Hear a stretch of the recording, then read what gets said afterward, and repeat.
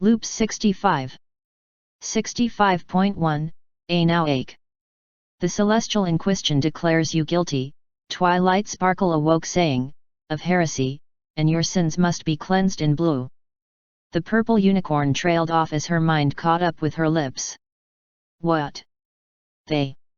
Tree forsaken. Bug. As if to punctuate the statement, there was a loud clatter as a tray holding various implements Twilight absolutely did not want to think about fell to the stone floor. The soft blue aura that had been supporting it vanished. There was a long moment of silence. Dust motes drifted slowly in the shafts of divine, purifying sunlight the magical one-way windows let into the torture chamber. Twilight, darling. The question came from the pony at Twilight's side, dressed in all-concealing red robes. A junior interrogator under her command, the loop memories told her. Yes, Rarity. Twilight answered, using her magic to throw back the hood of her own matching robes, which she had just realized she was wearing. Why are we torture-happy minions of an oppressive theocracy? Rarity revealed her own face. Twilight glared at her. Not funny, she said. Did someone create a running gag without me? That's not very nice. Twilight looked up to her, victims. Pinkie Pie, who of course had just spoken, and Applejack were chained to the wall, the sunlight shining directly into their magically pried open eyes. Fortunately, nothing else had been done to them yet, but Twilight still felt awful as she dismissed the spell. Thank ya kindly, Applejack drawled, blinking rapidly, and Twilight finally checked, determining that all 6 elements were awake, and close by. That made this, well, to be honest, she wasn't sure whether it was less or more awkward.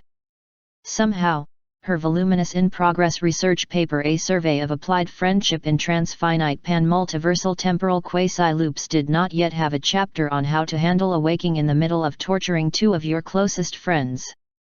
I think Rainbow Dash and Fluttershy are standing guard outside, Twilight said. Can you let them in, Rarity? The white unicorn smiled. Of course, Your Holiness.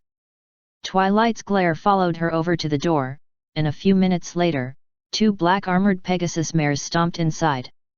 Among its many other wonderful features, this loop's equestria apparently enjoyed universal Pegasus conscription, and her pre-loop self had picked the pair out of basic training for her personal retinue.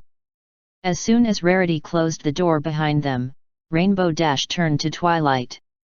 So, are we going alicorn revolutionaries on this loop, or what? Fluttershy took the air and started unchaining Applejack and Pinkie Pie, making Twilight wince briefly as she realized she hadn't gotten around to that yet. Maybe, she said after a moment. Give me a minute to think and let my loop memories finish settling. Applejack snorted as she got loose and fell to the floor. What's to think about? Well, for one, Twilight answered, even if she turns out to not be awake, Celestia is actually sane and not evil this loop, so we won't need to fight her. Then I fear I must repeat my prior question, Rarity said. Why are we torture-happy minions of an oppressive theocracy? Twilight said, yes. We're all ears, Applejack said. Pinkie wormed her way free of her chains before Fluttershy could finish with the last manacle. I've been all ears, she said as she landed beside Applejack. It's less fun than it sounds. Twilight decided she did not want to know about that, nor why Fluttershy was nodding in agreement. Okay, long story short, Twilight said, Nightmare Moon hit Celestia with a nasty spell before being banished, which left her all but in a coma for most of the past 1,000 years. The unicorns who've been helping her keep the sun and moon moving mostly on schedule have been running the show, and she's been too weak to tear down this whole rotten, tribalist edifice. Lovely, Rarity murmured. Shall we start tearing it down for her, then? Twilight smiled slightly. Let's adjourn to my office, she said. I have a plan. I wonder if Chrysalis is awake. Well, either way, the first step is to come up with 95 theses to nail to Grand Inquisitor Blueblood's door. Every pony looked at her blankly. Oh come on, Twilight complained. It's funny. You have to get it. We've all been through Earth High School at least 100 times. Yeah, Rainbow Dash replied, but you're the only one who enjoys that stuff. Let's just ascend and kick flank until the world makes sense again. Oh, fine, Twilight grumbled. If we want to do this the boring way. / 65.2, Master Weaver. We'd like to sign up please. Applejack and Rainbow Dash turned to the three little fillies, smiling beautifully and wearing necklaces. They shared a look. How do I put this? Rainbow Dash crossed her forelegs. It's an iron pony competition, and as awesome as you three are, you're still kinda mini ponies. Hey! We can be iron ponies. Scootaloo protested. Applejack sighed. Look, girls, I get that you're confident. But I don't want to see y'all hurt in a competition with older ponies. Apple Bloom pushed her bow back. Oh, believe me, we'll be perfectly fine. You and Scoots, maybe, Rainbow Dash allowed, but Sweetie Belle. The unicorn rolled her eyes. Sure, I'm frilly so I must be weak. Applejack snorted. That's not what she meant. Listen, you can have your own competition, but nothing y'all can say could possibly change our opinion on this. A wide grin appeared on each of the fillies' faces. Then, almost as one, their necklaces began to glow. After a few moments, the transformation was complete. The three armored ponies looked upon the two shocked athletes and waited patiently for a response. When we said iron ponies, Rainbow finally managed, we didn't mean it literally. / 65.3, Caesar Strike. Twilight awoke sitting in a library, reading book detailing the imprisonment of a pony in the moon 1,000 years ago. Said pony was not normally called Monstrous Eye, and was not normally cursed to have her appearance reflect her true self. This could be something as simple as a variant loop, or it could be a fused loop. Twilight, student of Lady Palutena, blinked as her loop memories came in. Well, that answered that question. Asterisk. The clearly awake Palutena had, quite cheerily, sent back up in the form of her just as clearly awake captain of the guard who was, for a change, not shining armor, who loop memories indicated as being a mercenary of some kind out in the Far East. I have to say, Dug Hole, or, as he preferred to be called, Pit, mused as he and Twilight walked into the library. I've been a Pegasus before, but this is the first time I've been a yellow Pegasus. Twilight shrugged. All four pony forms were natural to her now. Not the weirdest thing I've been, by a long shot.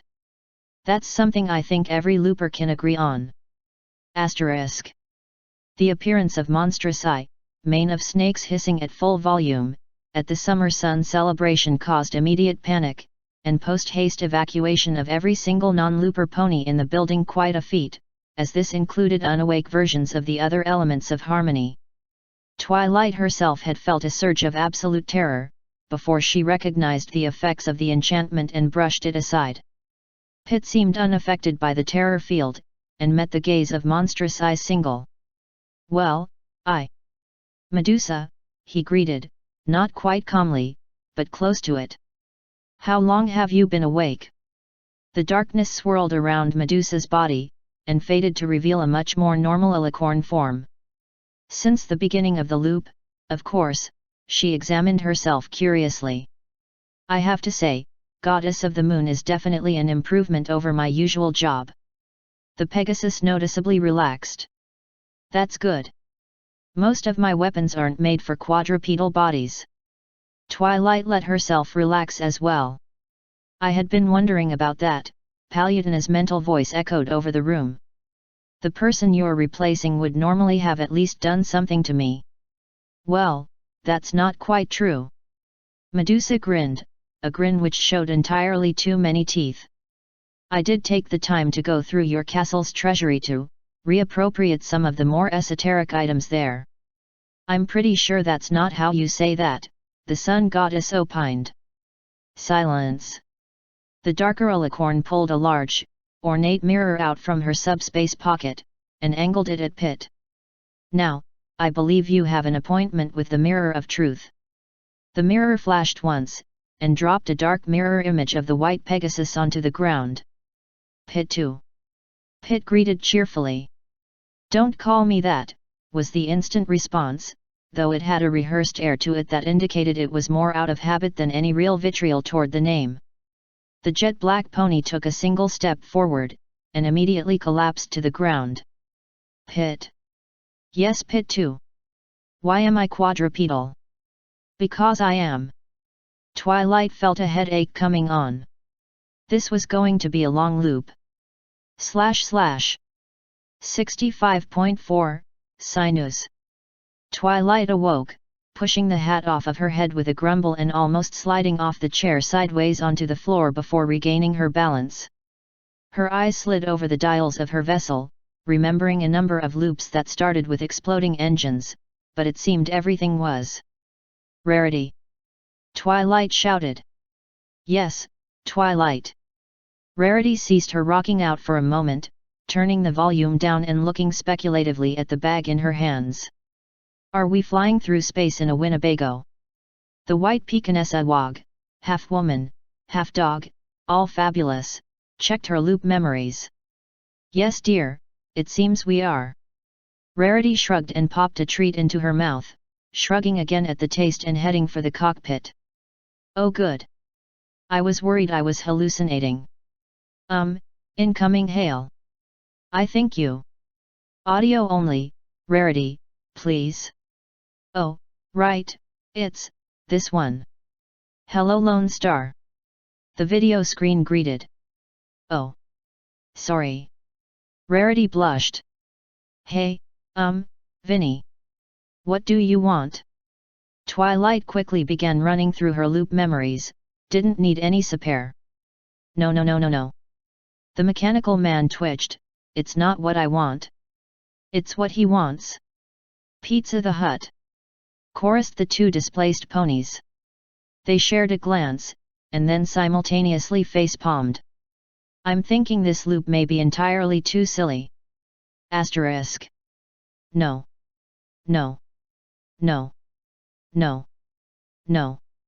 Diamond Tiara recited, walking away from the altar and Prince Blueblood as fast as her dress would allow, her faithful white and lavender pink robe maid. The traitor was holding back laughter, following behind her, prepare to blow this popsicle stand. Preparing to blow this popsicle stand. Sweetie recited. Blow this popsicle stand. Blowing this popsicle stand. Sweetie replied, amused even as she revved up the Mercedes engines and threw the two of them into the atmosphere and beyond. / 65.5, Sinus. Twilight awoke, screaming. She paused to let the loop memories filter in, and then continued screaming. Apparently, in a fit of idiocy, she'd left her jacket with her father's watch inside a dangerous test chamber designed to separate objects from the intrinsic fields, whatever the bark that meant exactly, as she didn't have time to debate the loop's technobabble while the loops of alloy around her heated up to, probably tear her apart at the molecular level, if she had to guess. She took the logical path of screaming at the door in hopes that someone would unlock it and let her out while trying to access her magic. Nope. Pocket? Nope, though that seemed to be a property of the room rather than the loop. It wasn't that she hadn't died before. She'd done that quite a lot actually.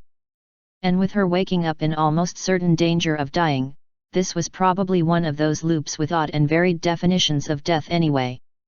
But dying was something she tried to avoid as a general rule. It hurt.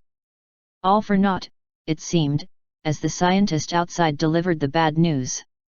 With a sigh, she leaned against the door and resolved herself to *. Well. This was curious. She had indeed been torn apart at the molecular level. But she wasn't dead. Somehow. She was all there, but disconnected. She couldn't really see anything, but she could sense the molecular structure of everything around her. Not that this told her anything about what was going on around her. It was like looking through the eyes of a million flies at once, too much complexity to make sense of. But she could sense herself. And she could move herself. And any of the other molecules, as it turned out. She thought she might even be able to see the atomic level if she squinted. She refrained from mucking about with it though, for now, and just tried to pull herself together. Asterisk. 3 months after the tragic death of Dr. Sparkle, the ghosts began appearing. A brain in the bathroom. A circulatory system in the kitchen. Bones and some muscle in the courtyard. The scientists could be forgiven for not recognizing a resemblance, since the late Dr. Sparkle hadn't been quadrupedal. Asterisk. This was harder than Twilight had thought it would be. Without all the components in the right place, the structure came right apart again. But she thought she finally had it right this time. Asterisk. Finally, in the break room, a full body appeared, a bewinged, horned equine, glowing purple, its solid white eyes looking around with curiosity. Truthfully, Twilight was just glad to be able to see again and put names to the collections of atoms she'd been looking at all this time. Eventually, her focus turned to the people in the room, looking at her with fear and curiosity. Hi. She tried. Asterisk. It was several days later that she got a moment to herself to pull out her PADD and look up this place in her Hub Fiction collection. Nope. Well, wouldn't be the first time I've brought about world peace. She mused, making friends with the Russians should cut off Vide before he gets started. She'd already replaced the payload of all the nuclear weapons in the world with custard, whipped cream, or marzipan, as the mood struck her, pretty standard procedure when she had the juice for it. A helping hoof to a few key players, get Walter Kovacs to a healthy home of some kind. I should make sure he gets his face though, at least. Other than that, just a big heap of socio-political engineering. Yippee! Twilight willed the components of the perpetual energy generator to little flourishes as she put them together. Well, maybe it was a little fun, having power not incomparable to Discord's but, much more science-y. And they let her research whatever she wanted. She might even turn that weird past-present-future vision back on and study it, if she could do it without being driven bonkers from do/did/will. / 65.6, Inkweaver 22.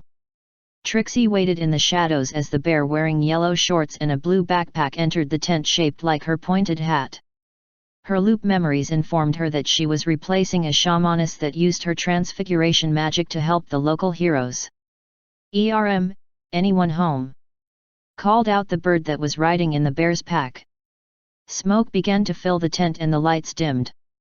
Stirring music played for a moment before with a bright flash, Trixie appeared on her chair in front of the magic pool. Welcome to the home of the great and powerful Trixie Wixie. I, using my stupendous skills in transfiguration, shall assist you in your noble quest. Fireworks went off behind her.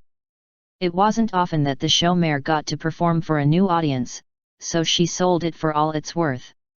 Ha! A pony. That's strange, the bear said after a moment, earning an annoyed huff from the unicorn. No, strange was that one time when we were all talking fruits and vegetables. The bird countered. This is pretty much normal for us. Trixie assumes that you are both loopers. Loopers. Stuck in a time loop. The mare clarified. Oh. Yeah. Wait, does that mean you are too Miss Trixie? The bear asked. Yes. I'll also assume this is your first fused loop. She received a hesitant nod. Oh good. I've been meaning to try out some new material. Those slideshows are so boring. Trixie's horn lit up. Now, watch in awe as the secrets of time, space, and the multiverse are revealed to you. Asterisk. Trixie and the two loopers, Banjo and Kazooie, watched in awe as her hat-shaped tent burned to the ground. I think you might have overdid it with the fireworks. Banjo said. Nonsense.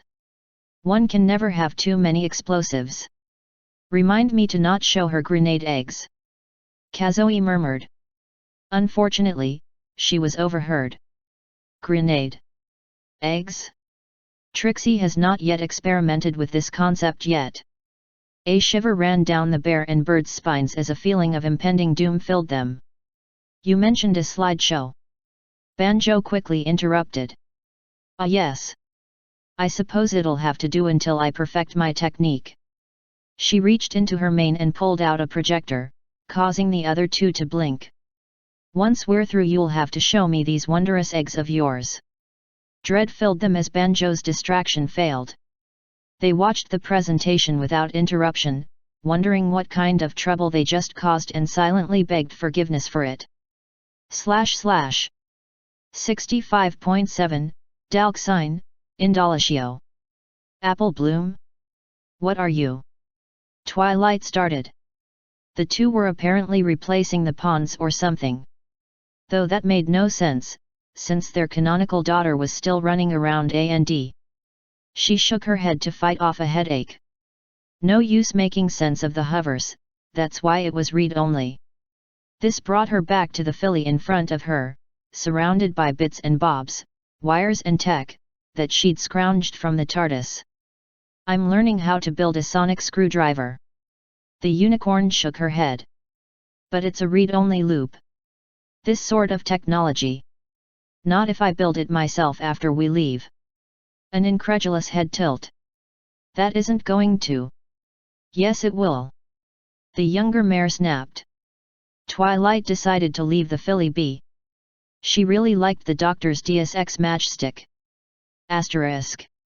Twilight examined Apple Bloom's newly completed sonic screwdriver. It was a kludge of magic and technology, which, while not quite anything like the sonic screwdriver, was impressive in its own way.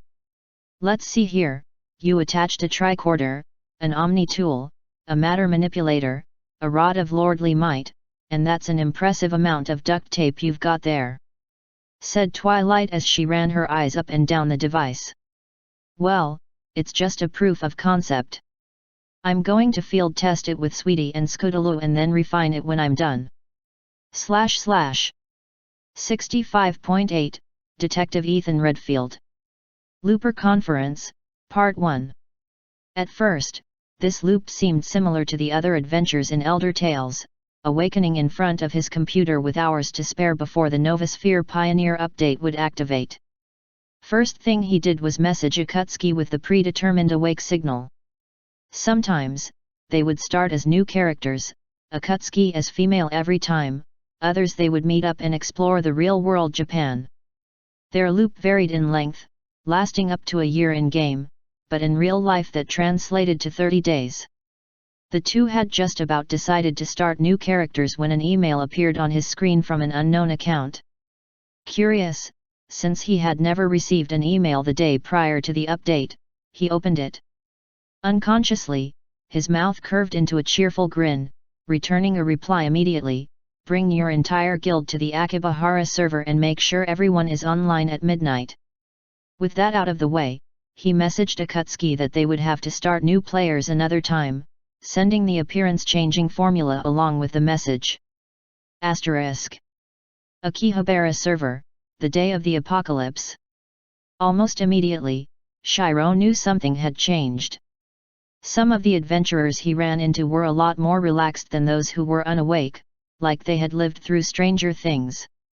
A couple of the out-of-place adventurers were taking charge, giving orders, and returning purpose to those not awake. As strange as that was, it was not a concern at the moment. He was meeting with a foreign guild. There was no mistaking them for a second, as their race didn't exist in the baseline Elder Tales. In this loop, it was an update exclusive to America, created by petition due to the popularity of a local TV show, or so his loop memories told him. However, since the expansion wasn't widely used, it wasn't released in other countries. Several noticed his arrival. The anchor must have fulfilled his request to the letter since there were non-awake characters mixed in with the loopers. It was blindingly obvious who was asleep since they were far more nervous. Those asleep were far more nervous and shrank back at his approach. But their nerves decreased as their guild leader walked forward with a big smile on her face. They were about to greet one another when a pink-haired girl just appeared in front of him and gave a deep hug. Shiro-chan, it's been so long. Well, not so long, since loops here are so short, but our loops are longer by quite a bit, and we have other loops and longer loops, but I'm here again and get to see my best friend in Elder Tales we should throw a party with. The guild leader looked at the pink-haired girl disapprovingly. Pinky, I'm glad you're excited, but please let him up for a moment.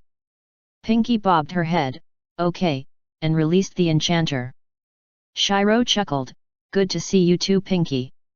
Hello, Twilight Sparkle. Been a while since Hogwarts.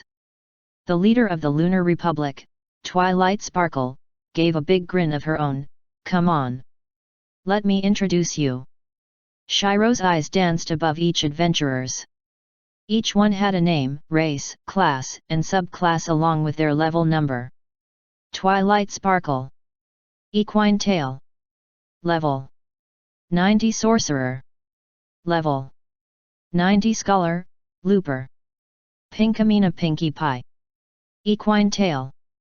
Level 90 Bard. Level 90 Chef, Looper.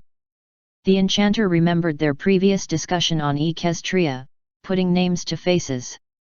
In addition to a pony-like tail, each equine tail had a unique feature to their type, the earth types having their ears replaced with horse ears and their feet replaced with hooves. Applejack. Equine Tail. Level 90 Monk. Level 90 Farmer, Looper. Some of the guild members had wings like the Pegasus of legend. Rainbow Dash. Equine Tail. Level 90 Monk. Level 90 Knight, Looper. Fluttershy. Equine Tail. Level 90 Summoner. Level 90 Animal Trainer, Looper. Even more had unicorn horns on their head. Rarity Bell. Equine Tail. Level 90 Shaman. Level 90 Tailor, Looper. Sweetie Belle. Equine Tail. Level 90 Bard. Level 90 Dancer, Looper. But the final two were something else altogether, with both wings and a horn. Luna Equus. Equine Tail. Level 90 Bard. Level 90 Sigil Maker, Looper. Celestia Equus. Equine Tail. Level 90 Enchanter. Level 90 Aristocrat, Looper. They were, without a doubt, the princesses of Equestria.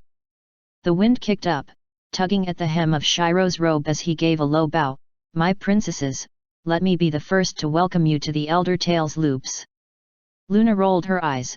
Please arise, Enchanter Shiro. We ask that you do not bow in our presence, nor that any looper do the same. Celestia chuckled. Yes, we get enough of that at home from those who are not awake. Besides, you are not one of our subjects, nor are we princesses in this world. Shiro chuckled. Of course, my ladies. If I may inquire about your unique species? The Japanese servers do not have the option to become equine tail. What abilities do you hold? Twilight fielded this question. Equine tails have several polarizing advantages and disadvantages. We have higher magical reserves and the ability to shapeshift into our pony form. However, since equines have a herd mindset, the fewer we are in number, the easier we are to panic and the lower our defense will be. Furthermore, we are not naturally a fighting race, so our attack strength with weapons-based classes are reduced as well.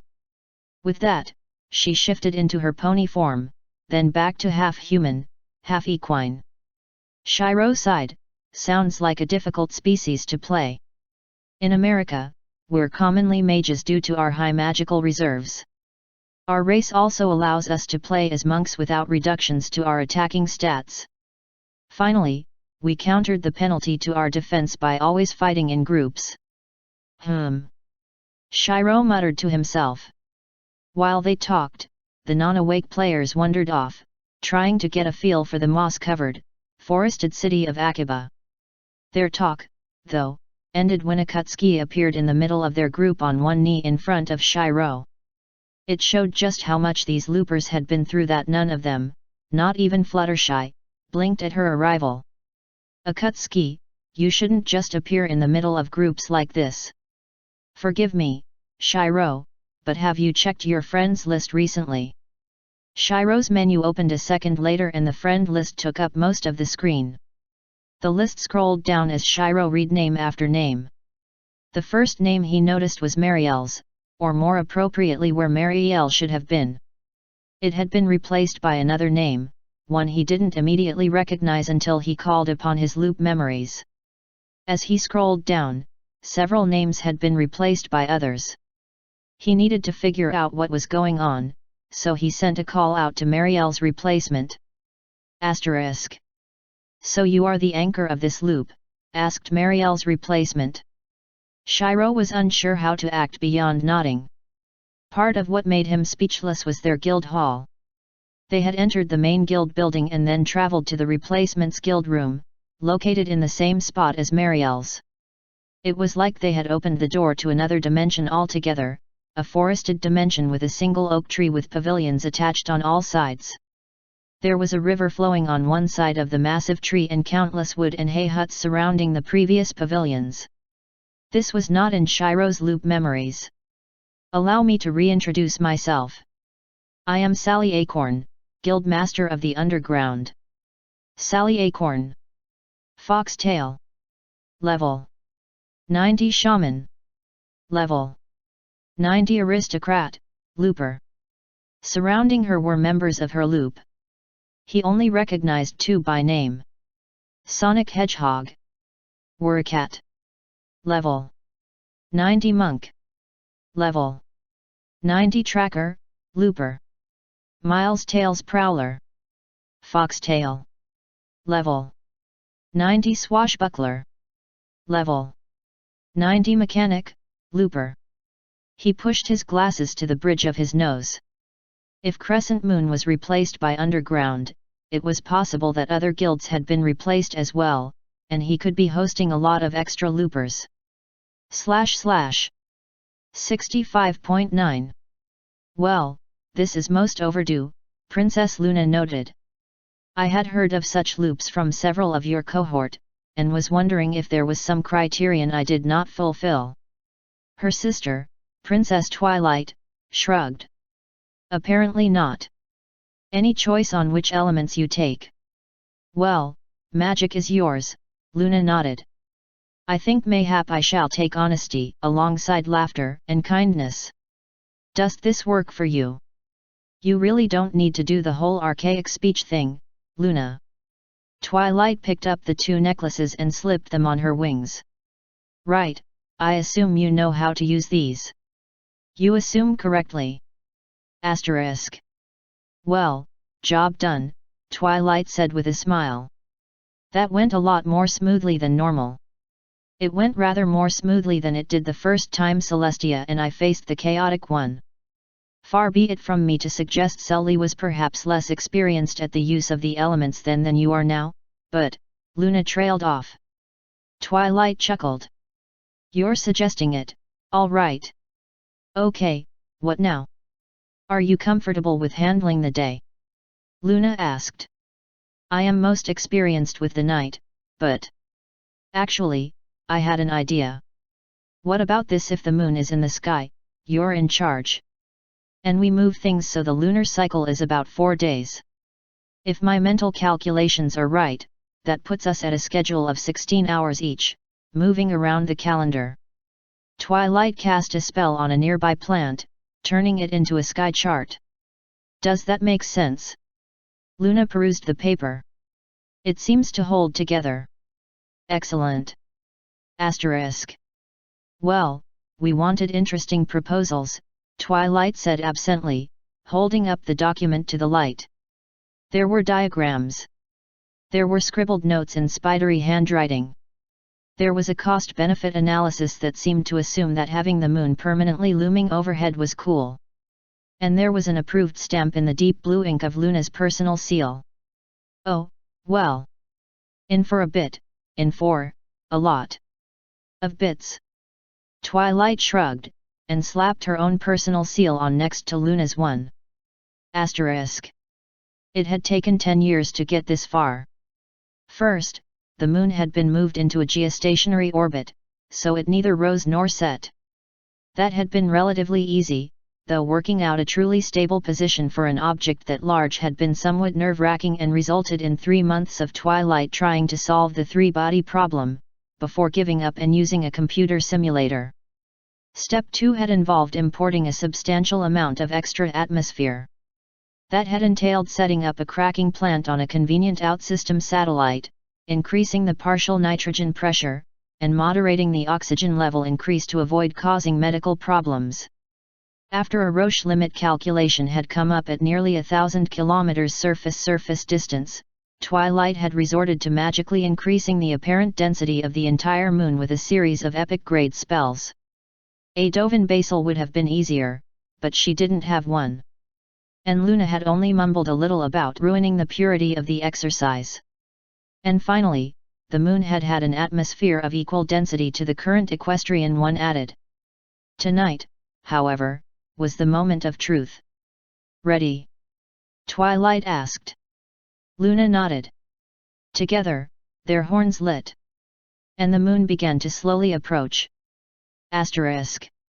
Phew, Twilight said, some hours later, as the spell locking the moon in place finally engaged. That took a lot more care than I was expecting. We had some margin, Luna replied. But indeed, 'tis much easier to be blasé about moving the moon with 500,000 kilometers under it than merely 500 all told. They looked up at the huge white circle obscuring much of the sky. Did we get it right? Twilight asked. Luna squinted upwards. It seems a few Pegasi have already decided to test our hoofy work. As they watched, a dozen or so bright-coated Pegasi winged their way steadily upwards, into the atmosphere no thicker than sea level on a normal loop. Then further, into thinner air, and then, after almost an hour of high-speed climb, they spun for a moment and began to dive. Towards the moon. Yes. Twilight cheered. We did get it working. Luna nodded, smiling. The lunar air bridge is done. Fine work, Twilight sparkle. Right.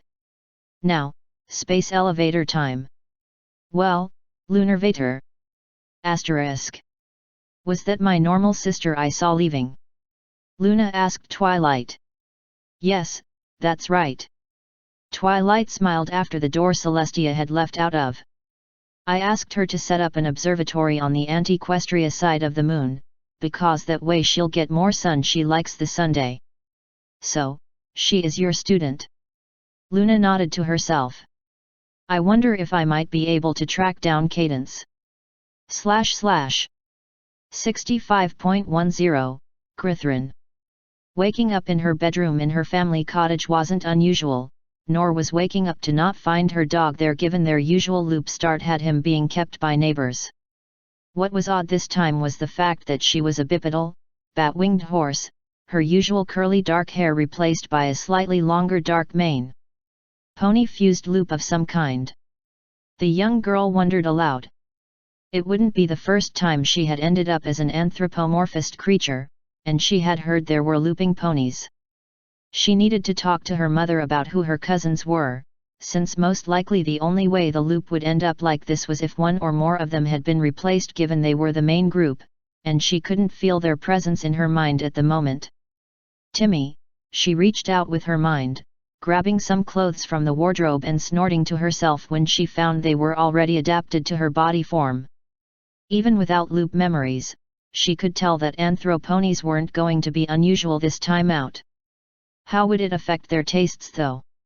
The amount of ginger beer they got through, not to mention ham and other things, as humans would probably be unreal for ponies. At least her clothes were still boyish. She had hated some of the loops where she had been a girl. Yes, George, the voice still sounded masculine, and he still knew her name, meaning he was still normal, for a given definition of the word. Pulling her clothes on, she glanced out the window, towards the old island her family owned. Can you meet me at home?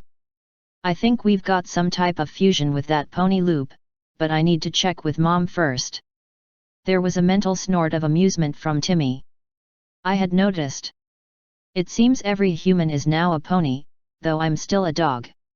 Yes, but you're also able to become something else after that loop we got this trick in, George pointed out, heading downstairs to find her mother and father outside, her father flying around. Is Dad trying to learn how things fly through doing things himself, Mom? She asked, approaching the pale grey mare. It looks like it, George. Her mother replied, turning to look at her. Are you staying here this time or going off with Timothy? I was planning on staying here, since it is likely at least one of my cousins isn't my cousin. George replied, looking up at her father. It was obvious she got her wings from her mother, but her dark mane was straight from her father. Do you remember who they are? She asked. Her mother frowned for a moment. Rain, Lauren, and Felicity Kieran, all girls, her tail twitched. I think all three have been replaced this time. She added as a large dog bounded up the path to be hugged by George. Hello Timothy, crouching down, she rubbed the dog's ears. George nodded, frowning slightly. Where had Julian, Dick, and Anne ended up if all three of them were replaced this time out? Wherever they were, she silently wished them luck and good adventures, since their normal run was getting a bit stale, particularly since they could pretty much skip the first two simply due to knowing where things were and what they needed for school. You're thinking too hard, Timmy said, licking her face. They will be fine. Even little Anne can be as fierce as a lion if the situation calls for it. I know, Tim, but it's still hard thinking they're out there while I'm here with little new happening. Her mother smiled slightly, ruffling her mane. Don't worry, George, you'll get your adventures. Why don't you and Timothy go down to the bay for a while? If things go as they usually do, as long as you're back for dinner, you will meet your cousins today. She looked up and winced as her husband ended up plowing into the ground. And I had better make sure your father is all right, she said, getting up to see to her husband. Asterisk. She hadn't been sure what she was expecting her cousins to be, but the fact they were all bird-winged like her father made sense. After all, her uncle was her father's brother. The colors on the other hand, those were somewhat strange. Both Rain and her father seemed to have rainbow-colored manes, while her aunt's was a rich blue, leaving her no clue as to how the girl she guessed was Felicity had pink for her mane color, nor the amber blonde of Lauren's mane. Her father wasn't focused on biology, but she had picked up enough to know that normally things ran in families. Dropping down to land, she back-winged and settled gently on the ground near Kieran Cottage before walking up to stand near her mother, watching her cousin's replacements get things out of the car. Hi, Rain said, walking up to the two of them. Are you Georgina? George grimaced, looking up at her mother. Did you have to tell them my full name, Mom? She asked. I prefer George, thank you very much. She replied to Rain. I take it that you're Rain and that you know about loops. Rain nodded. Yeah, she twitched a wing, though I can honestly say I've never been to this one before. That might be because we haven't been going that long, dear. George's mother answered. I'm Fanny Kieran, and yes, I do know how that can be taken. This is Georgina, though as she said, she prefers George. Quentin is in the house, resting off a rather unfortunate incident. George rolled her eyes. Dad flubbed a landing and plowed the garden with his nose. She translated. After getting everyone settled and fed, and Timmy returning to meet their loopers. George sat on the floor, leaning against her dog, the others in chairs. All right, as I said earlier, I'm George and I'm one of the local loopers. So far there's 8 I know about, maybe another 1 or 2 elsewhere. We've had the talk about the multiverse, which is why we're not that worried about the whole fact we're anthroponies. I'm not entirely sure who our anchor is. I would have thought it would be Julian, my older cousin, but given I'm here and looping while he isn't, it might be me or Timmy. She shrugged her wings. Normally speaking, this loop lasts around 7 to 8 years, most of which is school for us. She grimaced at that. However, holidays are usually interesting, mainly because we have adventures during them. Rain nodded. I know, she said, reaching into the air and pulling a slim book out. We stocked up the last time we landed a hub loop, just in case we ended up somewhere new. Do the other series that Mrs. Blyton wrote work in the same universe? Felicity asked. You know, I don't think we've checked. It would make sense, but I think at one point one of the boys had a book about the Seven, so either it's not or they come in before us. George shrugged, looking up at her mother. We can always check, since this is unlikely to be a base loop. Fanny said, frowning slightly. It's not as if we need to worry about the wreck being thrown up or having to sell the island since we've had several loops of gathering that bullion. George nodded. That's true, and that's usually our first adventure, and with Dad putting things in a really complex code now, we don't need to worry too much about the 3 thugs this Christmas time either. She frowned, twitching her tail. What about you 3, what's normal for you? Rain shifted slightly. Well, I normally go by Rainbow Dash, Felicity is normally Fluttershy, both of us are loopers from Equestria. Lauren isn't a looper, normally she goes by Lightning Dust and she doesn't normally come into our story until I go to the Wonderbolts Academy. Normally we're quadrupedal, but we've been looping for a while so we've had a few times when we've been bipedal.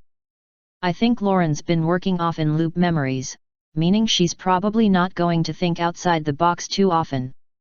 You said we were replacing your cousins? Lauren asked, curiously. Obviously trying to follow the conversation even if she didn't know most of what it was about. George nodded. Julian, Dick, and Anne. Normally I meet them tomorrow and the first few times it didn't go well since they knew me as Georgina. This holiday we normally end up spending time on Kieran Island, investigating the wreck of my grandfather's ship when a storm throws it up onto the rocks near the island. I can probably force that storm myself now, thanks to a game loop where a number of people ended up as dragons when magic came back. Timmy was human that loop so we ended up with telepathy between the 5 of us. Anyway, once we get the document box from the wreck we find out the gold it was carrying is in a dungeon, one that's under the castle on the island. Getting hold of that pretty much fixes our financial problems, otherwise we would have had to sell the island. George shifted again. We can probably ignore it since we've already got a few loops worth, plus other things we've picked up. I can't remember offhand what else there is we get into, but there's a number of times we come across spies or other things. Actually, I need to see if I can grab Jo when she shows up. She's probably going to either be disgusted as heck or will want Lauren regardless. I'm hoping she'll tone it down to sibling rather than lover since she has been up there the last couple of loops. Jo? Lauren asked, her ears perking up. Should I be worried? Not really, I know how to deal with her. We both know how to deal with young Jo, normally, George, Timmy cut in as Felicity yawned. Fanny nodded slightly. Well, I don't know how old you 3 are normally, but if you're starting to yawn, it's probably time you all went to bed.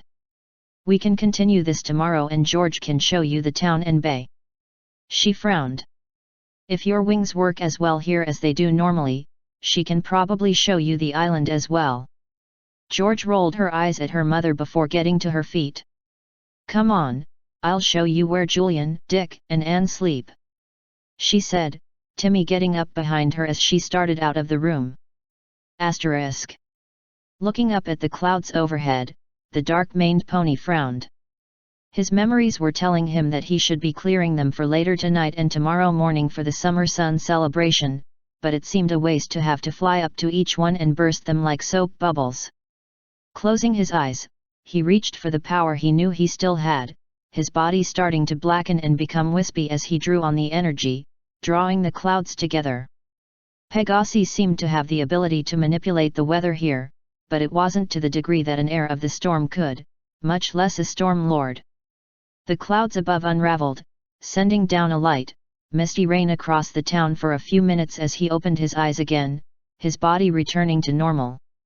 Well, it wasn't 10 seconds flat, but that was certainly impressive. A female voice commented from behind him. Turning, he found himself facing a purple unicorn with an equally purple dragon standing beside her. It wasn't much, he said, blushing slightly from the praise. I just thought it would be a shame to have to fly up to pop them when I could deal with them all at once. He shrugged his feathered wings. I'm Dick Kieran, though the loop memories seem to want to call me Dark Kestrel for some reason. Kieran? I've not heard that name before. What loop do you usually do? The purple mare asked before getting nudged by the dragon at her side. Oops, sorry, I'm Twilight Sparkle, local anchor, and this is Spike, one of the local loopers. It seems you're replacing Rainbow Dash, one of our loopers this time. Well, that explains why I seem to have Pegasus Weather Management 101 in my head. Dick responded with a slight frown. As for my usual loop, I'm part of a group the hub knows as the Famous Five. My older brother, Julian, seems to have found a bar or something nearby, and my sister, Anne, is, he trailed off, reaching with his mind to find his sister. With a group of birds or something. Twilight twitched her tail. Sounds like your brother is at Mac's Bar in Sweet Apple Acres and your sister is replacing Fluttershy. She frowned.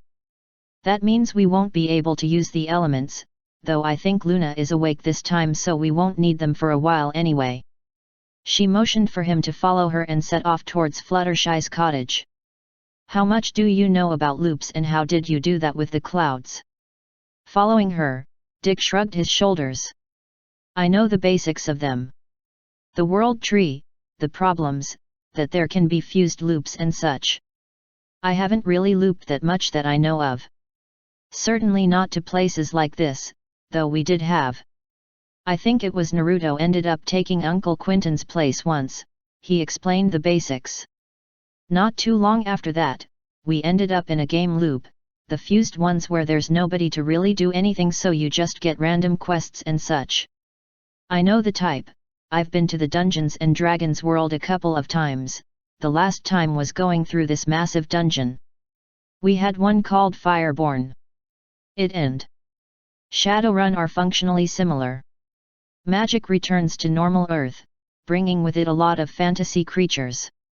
The main difference is that Shadowrun is higher tech and people tend towards demi-humans. Fireborn has most people end up as dragons, and you get memories of being around while Atlantis was the main power in the world. Dick shrugged again. There are 3 major abilities I like from there though: group mind, meaning limited telepathy and empathy to certain people, in our case, each other, heir of the storm, which is how I manipulated the clouds. Good storm lords can actually create hurricanes on their own. The last one is alternate form, which is basically limited shape-shifting to pick static forms. Those sound useful. Spike commented. And it would be interesting to end up with an entire world full of dragons. Dick snorted in amusement. Not everyone is happy about dragons turning up. We had more than a few near misses with the Unseelie, the Sloak and the Dwellers. He shivered. The last group are nasty, taint-driven demons. There's also the Weeping Death, which isn't fun, and that's not going into the human bad guys. He looked up as they reached a small cottage, spotting a familiar, blonde Pegasus in front of it. Hey Anne! Looking up from the birds, Anne flicked her tail. Dick! She called, hurrying over to hug him. I'm glad to see you. What's going on?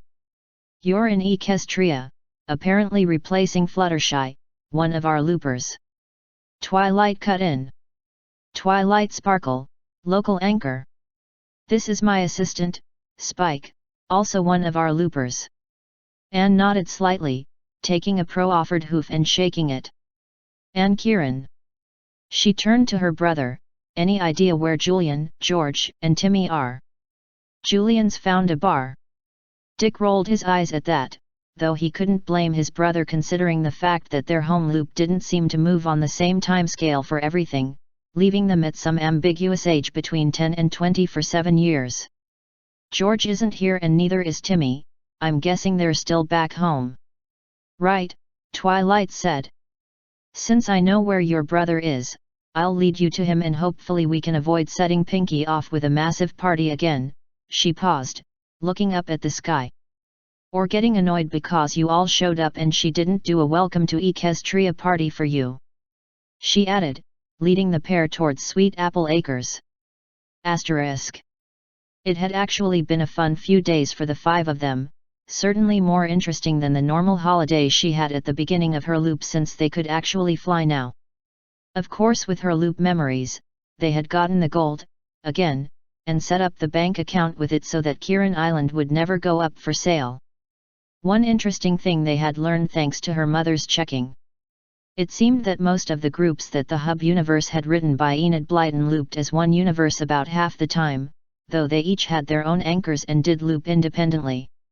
Odd, but it made some sense. Hearing a yell from above, she frowned, looking up and around until she spotted a dark dot on the horizon. Shifting her form into that of a large 4-footed dragon, she focused on the spot for a moment before recognizing the dark mane, bat-like wings, and coat a shade or two off her own. Joe! Down here! She called, sending up a plume of fire before shifting back to her normal form. A few minutes later, a panting Josephine was kneeling in front of George, the 3 equestrians gathered near. What are you doing here, Joe? George asked, offering the other girl a bottle of ginger beer. Joe broke off into a coughing fit, grunting as Rain slapped her back a few times when some of the drink went down the wrong pipe. George, what's going on? Where are your cousins and why are we horses? It was evident that Joe was already heading for new looper paranoia. Kneeling down, George shifted, placing a hand on Joe's shoulder. We're not horses, Joe, we're ponies. As for what's going on, it's a long story. The short version is that things went really, really wrong with reality, so everything is repeating to try to get things fixed. Things like this just happen randomly, so we get people replacing others, as Rain, Lauren, and Felicity are. I'd let Dad give you the full explanation, but I doubt you'd understand it. She snorted. I don't understand it and he's my dad. Well, he is supposed to be one of the best scientists in Britain. Joe managed, giving a weak grin. George nodded. Come on, let's get you settled, maybe we can try things with us being siblings this time. She grinned at Joe's blank look. Rain snorted in amusement. I take it you two know each other. Yeah, usually we meet because Joe steals my wallow on the beach, though that's not for 4 or 5 years, I think. The floating timeline makes it confusing. That isn't very nice of her. Felicity commented as George hauled Joe to her feet. George snorted in amusement. The original me isn't that nice. I'm still pretty hot-tempered sometimes, unfortunately I got it from Dad. Joe managed to get us out of a few scrapes though, starting with that one surprisingly enough. We met up again a couple of years later when she was visiting her. She looked at Joe. Is it your uncle and aunt that are in that circus when we meet the second time? Joe nodded. Something like that. I don't even know what's going on anymore. You get used to it, Lauren commented dryly. I haven't known what's going on since we got here. That's because half the time you don't even listen. Rain pointed out. I swear lightning, I am so glad the loop memories have us keeping you on a leash. George snickered at Lauren's confused look, guiding Joe towards the cottage. Come on, Mom's probably got something for lunch, you know, I'm kind of surprised how well I'm handling meat given I'm a pony. It isn't all meat. Felicity put in, following them. It seems like some of the things we eat in Equestria came over when everything got rearranged. The bacon is actually hay. That got looks from George and Joe. It's not that bad, besides as you are, it's better for you than all that meat. Yeah, I guess, George sighed. So much for that dream. / 65.11, Barrack 100588. The night shall last forever. Nightmare Moon laughed maniacally. Twilight looked at Nightmare Moon with a bored look. She could tell she was the only one awake, and didn't feel like messing with anything this time. She wasn't even going to bother going baseline. Nope. Not dealing with this time. If Nightmare wants eternal night, she can have it. With that, Twilight trotted off, and Equestria was covered in an eternal veil of darkness. Life in Equestria after Nightmare Moon took over was full of fear. Ponies rarely left their homes, and crops failed to grow time after time with minimal light to sustain them. Ponies grew hungry and restless as temperatures dropped. Twilight felt regret leaving the ponies like this and resolved to try to fix her mess. She went to each of her unawake friends, but failed to convince them to go with her into the Everfree Forest. With no option, Twilight went to the Everfree Forest alone. She knew she needed her 5 friends, but they wouldn't go with her. While she was gone, ponies stayed indoors, even as food stores continued to drop. Asterisk. Nightmare Moon looked out at Canterlot from the balcony. I don't get it. I created eternal night so ponies could enjoy my night, and yet I don't see them outside playing. They remain indoors, just like it was 1,000 years ago. Could I possibly be wrong? Could eternal night not be the way to go? Nightmare thought for a moment. Preposterous. I should just give them more time. The night will grow on them. The sun will never return. / 65.12. Ha! Another loop where I'm Trixie. Twilight stopped, pulled her wagon off to the side, and got in to see what she had to work with. Not bad, actually, she judged. A fair-sized library, nothing she hadn't read before but a few she didn't mind reading again, a kitchen unit, not always a certainty depending on how impoverished the wandering mage was, a collection of board games, some of them enchanted to play the opposing side, and various stage supplies. After her check, she hitched the wagon up again. Then stopped, getting a mischievous expression on her face. Asterisk. 3 hours later, she had the wheels enchanted with a standard cloud walking enchantment, a small but robust cloud generator fitted to the undercarriage, and a large fan attached to the back of the wagon. As the contraption soared skywards, she poured herself a drink. I never liked walking anyway. With a whistle that terminated in a thud, something landed on her roof. Sighing, she put the drink down and poked her head out of the back, looking around and up at the roof. Who is it? Wait a section. Trixie. Correct. The blue unicorn adjusted her hat, seemingly none the worse for wear for her trip aloft. Trixie may have irritated the element of honesty a little too much when she met her, when setting up the summer sun celebration. Wow! Twilight helped Trixie down into the main area of the wagon. How much did you annoy AJ? Trixie did not specify the identity of the element of honesty.